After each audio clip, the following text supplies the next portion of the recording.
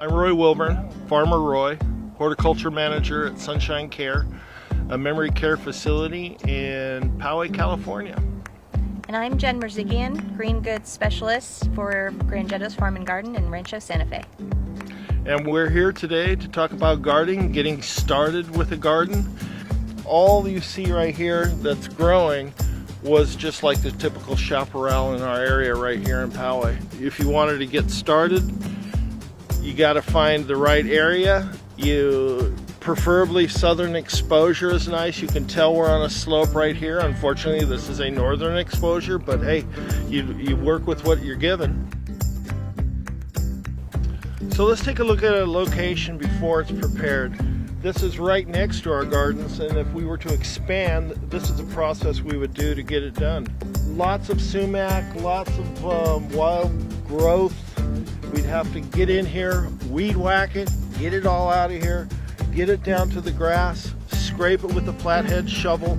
Once you have your area all cleaned and slightly more, you'd come in here with some type of tiller, rent a tiller, borrow a tiller, work the ground up a little bit to see exactly what you have, and eventually get to the point where you can make furrows and rows to grow your row crops. We're always looking for full sun because you could easily shade your crop. If you have them in the shade, it's harder to get them more sun. So the most important thing for sunshine is you're going to need 6 to 8 hours of sun at least for your vegetables to actually produce. Another thing to consider when you're planning your site is spacing for your vegetables. Like we have here, you don't want to have your vegetables planted too close together. Plan for the plant size so that they get the equal amount of sun. You don't want anything to shade other plants. Plant shorter plants towards the sunnier side of your garden and taller plants toward the back so that they don't shade any of the shorter plants in the front.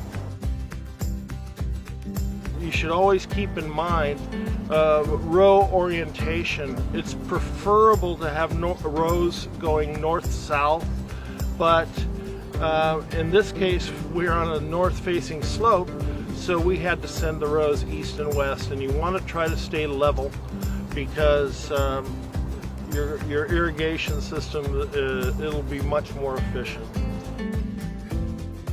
Once you got your area all ready to start working in the garden, you really need to fence it first because rabbits will destroy any garden you have. And so we have fencing here. This is chicken wire that's been doubled up, but my preferred fencing material is a 1/2-inch hardware cloth. This is a 3x5. It's actually too small, but you can get a 5-footers, and you want to make a trench along the border here and curve your hardware cloth like this, facing outward, so the gophers will have to travel through 2 walls of hardware cloth.